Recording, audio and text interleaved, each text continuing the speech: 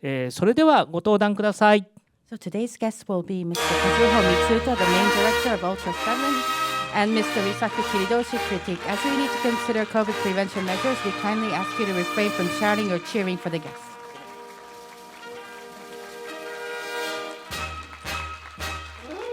So let's welcome them onto the stage.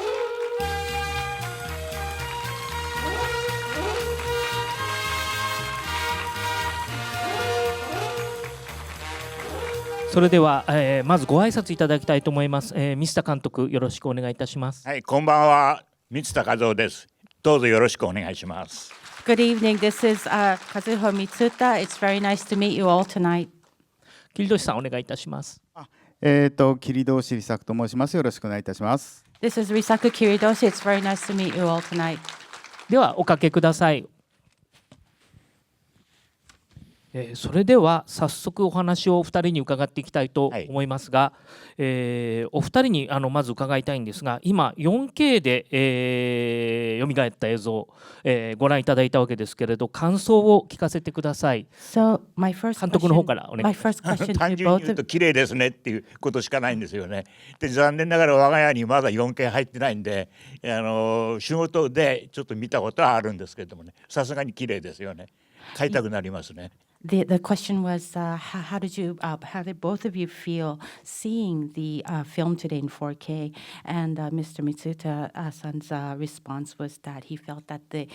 visuals were really beautiful to see them in 4K resolution. And we don't have 4K at home, so we just get to see 4K when I'm at work. 桐戸さんの方は 4K ご覧になっていかがでしたか？いや、もうどっぷり使ってみましたね。ウルトラセブン、それからやっぱりウルトラシリーズはやっぱテレビ番組なんだけど映画なんだなって改めて思ったのと、それから脚本家の一人でもあった市川新一さんがセブンは夜の世界だっておっしゃってたことがあるんですけども、やっぱり夜のナイトシーンが特に最初の3本は非常に印象的で、それがもうその 4K でさらにその夜の効果っていうのがもう潰れてる夜の効果ではなくて、夜の効果としての夜の効果っていうかね、もう堪能いたしました。Yes, I was completely immersed in these films today. I felt like, with these films, I felt like ULTRASEVEN and even the Ultra series, they feel more like movies rather than TV programs. And it's a scriptwriter, Shinichi Ichikawa, he said, at the time, he said that, the ULTRASEVEN is kind of like, it's like the world of nighttime. And then I really agreed with that because seeing the first three films tonight, I really felt that it really depicted the world of nighttime. And it's not like a flat type of nighttime, but it's kind of like a nighttime with more sizzle. これもお二人に伺いたいんですが、今年はセブン放送開始55周年ということなんですが、55周年を迎えての思いというのを聞かせていただければと思うんですが。So, please tell us how you feel about the fact that this is ULTRASEVEN's 55th anniversary. 監督はいかがですか？はい、1967年ウルトラセブンが撮影を始めたんですが、撮影が始まってから私は30歳になったんですよね。それから55年、結構ね当時のことをいろいろ覚えてるんですよ。一昨日の昼飯何食ったかは忘れてるくせにね。だからね、今日は楽しいお話ができるんじゃないかと思って来てます。Yes, thank you. Actually, we started shooting ULTRASEVEN in 1967, and then I became 30 years old when we started the shoot, and it's been 50 years since then. And, so many memories come back to me. Sometimes I don't even remember what I had for dinner 2 days ago, but all these memories are very vivid. 桐戸さんの方はいかがでしょうか？やっぱ半世紀っていう言葉がありますけど、50年までは将来だけど55年はもう未来ですよね。だからその未来の姿を描いたウルトラセブンを水田監督と、一緒にこんな大スクリーンで見れるっていうのは本当に感無量です。Yes, we say, I guess it's been half a century. And, when we say 50 years, we think of 50 years as being the near future. But then when it's beyond 50 years, like when it's 55 years, it's really way out into the future. And, I'm just, very moved that I'm here with director Mitsuta here and watching the film with him on this large screen. 切通さんにちょっと伺いたいんですが、はい、今日2本、4本上映されまして、そのうち2本が水田監督の作品になるわけですけれど、ダークゾーンとノンマルトの使者、水田監督らしさというのを切通さんどういうところにご覧になりましたか？ This is a question to Mr. Kiridoshi. So out of the 4 episodes today, 2 of them was directed by director Mitsuta, Our Dark Zone and Messenger of Nonmalt. And I'm just wondering how you felt, with the uniqueness of director Mitsuta in those 2 episodes. この2本を選んだのはどなただか分かりませんけれども、すごい見事だと思ったのはダンとアンヌの関係の前半というか最初のワンクールの中における2人の距離、そしてノンマルトの使者では最終クールにおける2人の距離っていうようなものがもう結構違う、はつらつ青春コンビだったのがなんかノンマルトでは恋人みたいな、なんかつまりデートの最中に事件が起きるわけですよね。でそのまんま子供を探すっていう形になるわけなんだけれども、私服を着たまんまなんとなくアンヌの方が割と任務というか、少年の方にのめり込んでいて、ダンがちょっとこう手持ち無沙汰してたりとか、ああいう青春っぽいところっていうのがものすごく印象的で、やっぱりこう、鈴木監督は非常にオーソドックスにこう、まさに映画っていう感じがするんですけれども、水田監督はアップとかも多かったりとか、静止画を時々挟んだりとかも、とにかくこうメリハリがあって鮮烈で若々しい、青春っていう感じがしました。はい。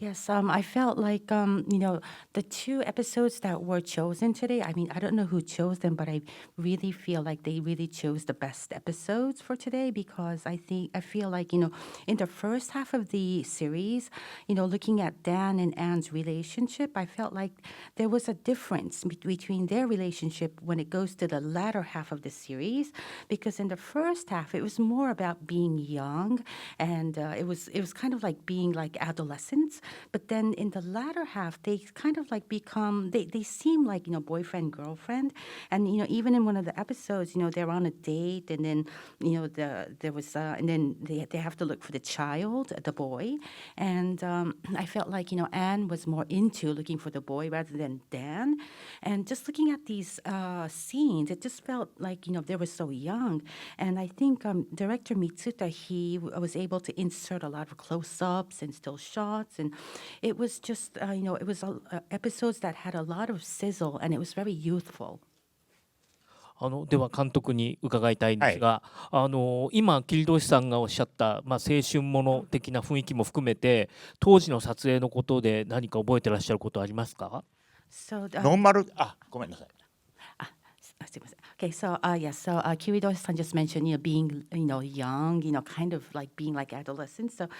can you tell us like what kind of, what kind of feelings do you have towards, the depiction of these characters? この辺のタイミング難しいね。やっぱりね、すぐ The 答えちゃ timing's ダメ very なんです。difficult.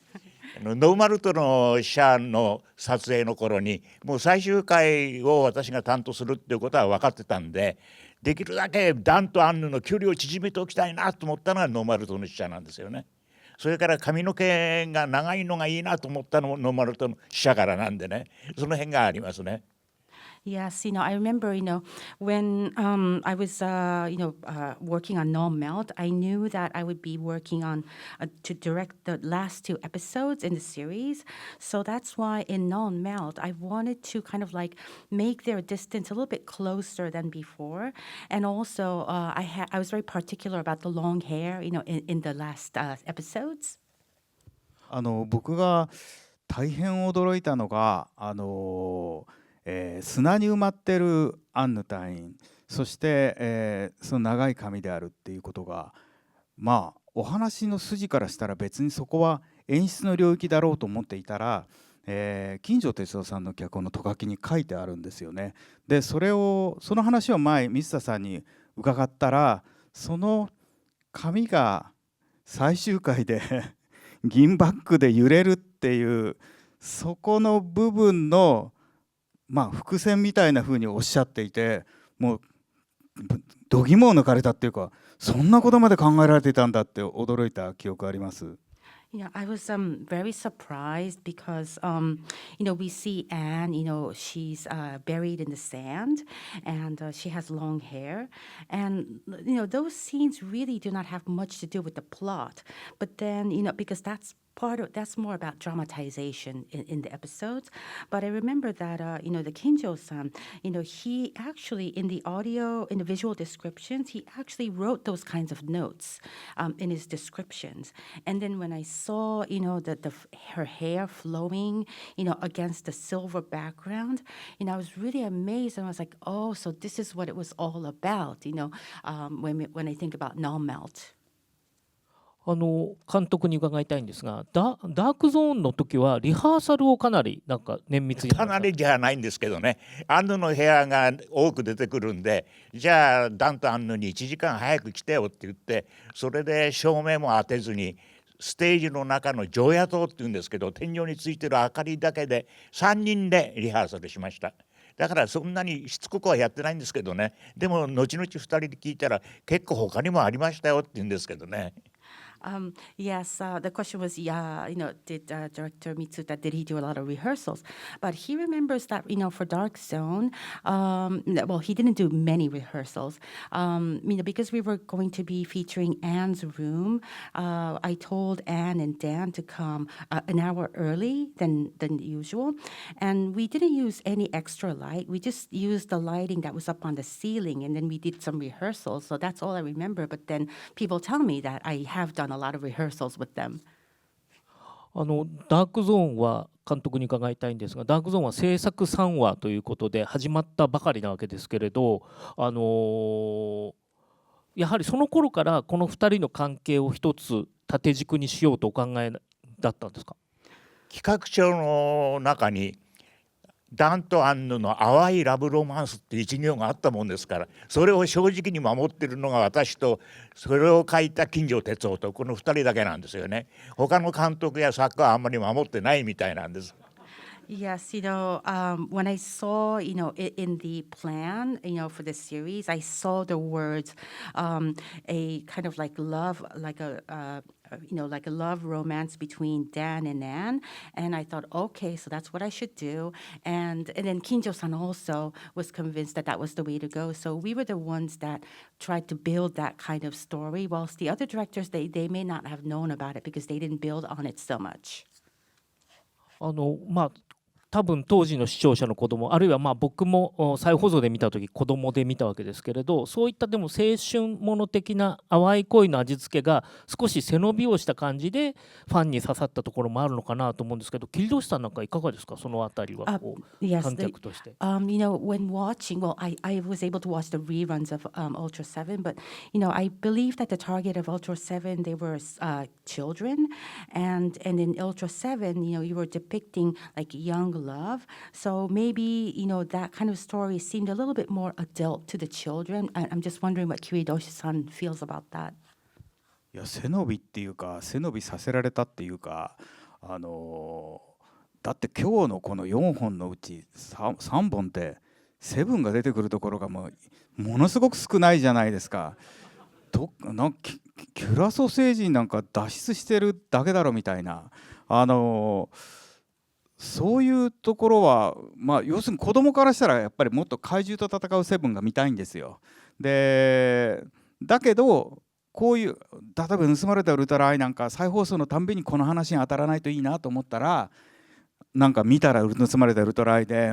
と思っているんだけど、やっぱりそういう感覚っていうようなものがなんか逆に育てられたっていうか、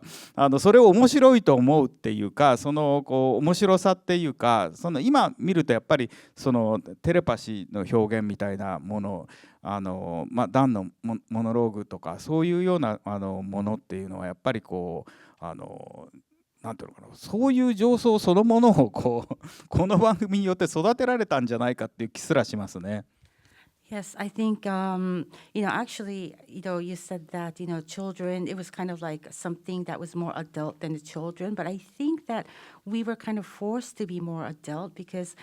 out of the 4 episodes today, the 3 episodes didn't feature so much of Ultra 7. And I think, we just saw Alien Curacao just escaping. And I think, children really want to see Ultra 7, really fighting the villains. So that's why, like in the Stolen Ultra Eye, like it's stolen, but I didn't really want it to be stolen. But then again, what I feel now that I see this again, I feel that we were kind of like nurtured with the program, that we were kind of like driven to feel that those were the good plots, those were the good stories, and even with the ESP, using ESP, Dan's monologue, even that was something that children saw as being more adult, and I think we kind of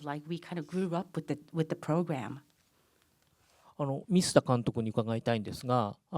先ほども桐通さんの方からも少しお名前が出ましたけれど、今回、今日上映したの4本のうち、2本がミスタ監督で2本が鈴木監督なわけですけれど、鈴木監督は TBS 時代からのお知り合いということだったと思うんですけれど、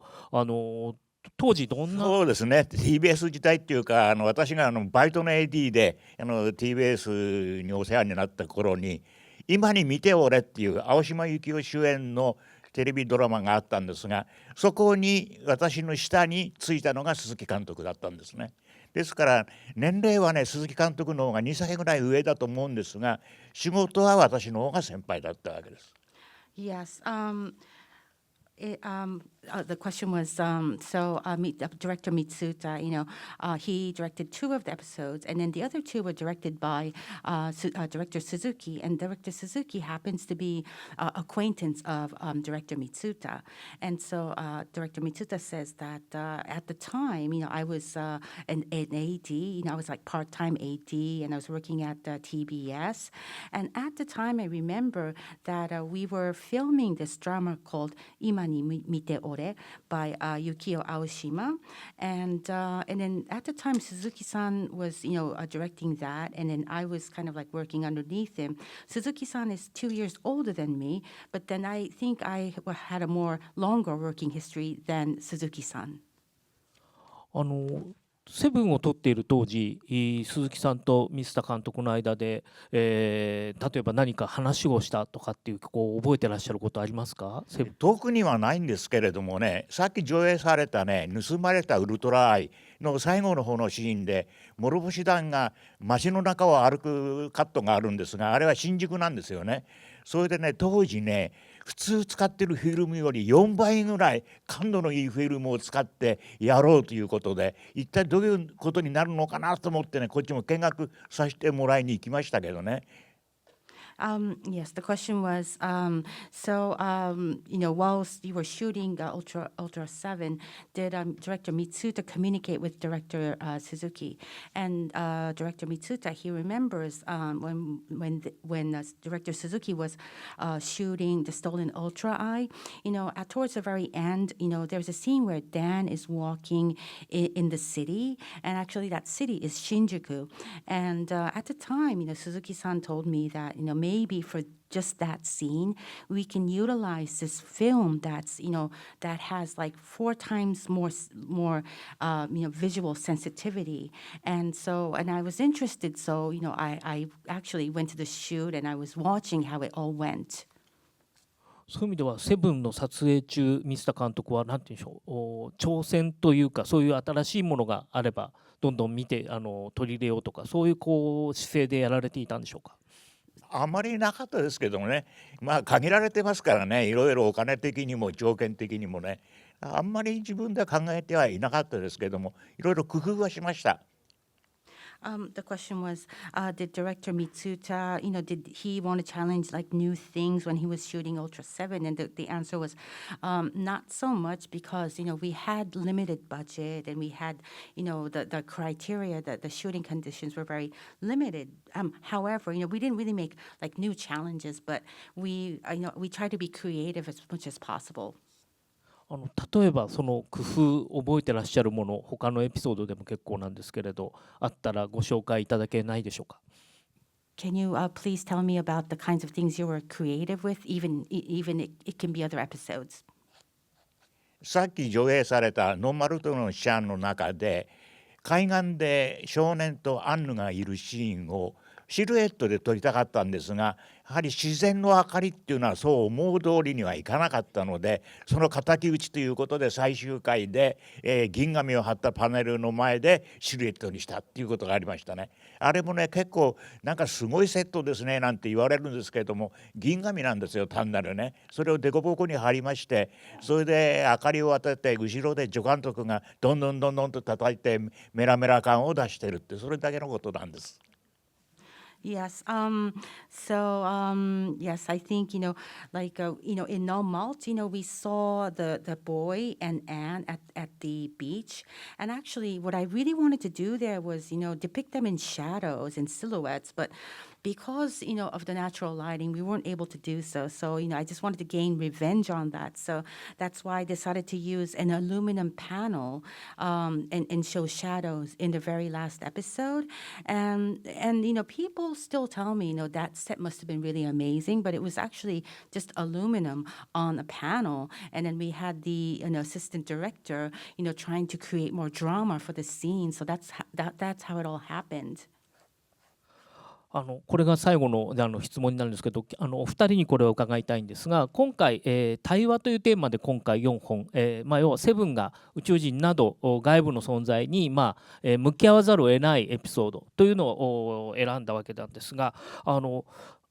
ウルトラセブンという作品が書いた対話というものについてそれぞれお二人のお考えを伺えたらと思うんですが、桐通さんの方から伺えますでしょうか。So the question here is, last question, this will be, the episodes were themed under communication, and I just want to hear from both of you about, because Ultra 7, he's part alien, and, he has to kind of like, overcome his own identity. So I'm just wondering how you depicted communication. やっぱりその対話っていうふうについてたんで、そういうことを意識しながら今さっき見ていたんですけど、やっぱりその前提となるものが違う同士が会話している。で、そのズレみたいなものが視聴者に分かってくるっていうものを30分というか25分の短いドラマの中でここぞという時に集約させて描いてるなっていうふうに思いましたよね。それからやっぱりそのダンがダークゾーンの時に無邪気な「やった!」とかいう表情がなんていうか初期のダンの若々しさみたいなものが現れて、再放送で見るたんびに新鮮な驚きがあるんですけども、ノーマルとはやっぱり最終クールの方なんで、ダンのモノローグが板についてきたっていうか、そのモノローグを使用することによってその地球人ではないダンの視線っていうものがもう分かるっていうところもありますし、あと盗まれたウルトラアイで要するに僕だって同じ宇宙人じゃないかっていうのが最後の最後に出てきますよね。あれもなんかやっぱりすごくうまいなっていうか、そんなにその会話のやり取りがいっぱい出てくるっていうよりは、やっぱりどっか一つに意味合いを集約して心に残るようになってるから、だから僕は幼稚園の時に見た時にも一つ一つのセリフを覚えてますし、その意味が全部わかるわけじゃなくてもやっぱり心に引っかかるっていうか、そういうものになってるなとは思いました。Yes. So I think, because the theme was communication, I was very conscious of that theme today when I was watching the film. And I think, when I think about it, this is communication between two beings that are from completely different backgrounds. And so there would be some kind of like gap between the two, having some kind of conversation or communicating with each other. And I think the viewers at the time really understood that. And I think that essence was really condensed into the 25-minute program. And, when I saw this today, like in Dark Zone, that's the earlier part of the series where we see a younger looking Dan, and he's saying yatta, and he just looks so like young and fresh, and when I saw the rerun, I felt like, that was like a really fresh surprise. And going towards the latter half, where, we have Messenger from Nonmalt, that's where, they're depicting the monologue of Dan, and that monologue actually reflects the fact that he's a non-earthling, and they're depicting the perspective of the non-earthling. And so, even with the stolen ultra eye, at the towards the end, Dan says, I'm also not from this earth too. So, I don't think that there's a lot of like conversations that are taking place in all of these films, but I think that there's like a meaning in there, and then that meaning kind of like stays in your heart or soul. And when I saw these when I was in kindergarten, I remember all the things that happened. Maybe I didn't remember what they meant, but I still remember all the things that took place. 水田監督の方は対話というテーマについていかがに思われましたか？55年前はあんまり意識しないでいたんですけどね、今回対話っていうテーマですって聞いたもんですから、もう一遍考え直してみたんですけれども、言ってみれば地球人と宇宙人との対話、ここに大きく絞られるんじゃないかなと思います。Yes, 55 years ago, I wasn't really like conscious about it, this theme of communication, back then. But since I knew that this was going to be themed under communication, I kind of like sorted out my feelings, and I really felt like this is all about, conversations and communications between an earthling and an alien. 監督にじゃあ最後ちょっと伺いたいのは、そういう、当時は何も思わなかったというか、深く考えていたわけではなかったというお話でしたけれど、結果としてなんか現代に通じる要素がしっかり入っていたのかなと思うんですけれど、再建されていかがでしたか？入ってる。So last question. So you said that you weren't really conscious about communication. So my question to Director Mitsuta is that, we still think that, ULTRASEVEN, it's still very relevant in this day and age. So we'd like to ask you how you feel about that. 入ってると思いますね。ありがとうございます。皆様ですね、今一度登壇された水田監督、桐堂さんに大きな拍手をお願いします。